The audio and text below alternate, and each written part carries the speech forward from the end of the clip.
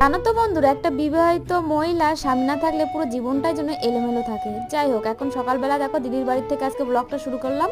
মানে দিদির বাড়িতে যেহেতু আগের দিন রাতে ঘুমিয়েছিলাম, তো তার জন্য ওর বিছানাটা একটু গুছিয়ে দিলাম। তারপরে দেখো দিদি গরম গরম দুধ চা নিয়ে আসলো, আর হলো একটু ওই যে নিমকি আর একটু বিস্কুট, আর মেয়ের জন্য একটু ম্যাগি বানিয়ে দিল। তো সেটা খেয়েই এখন আমরা বাড়ির দিকে রওনা দিচ্ছি।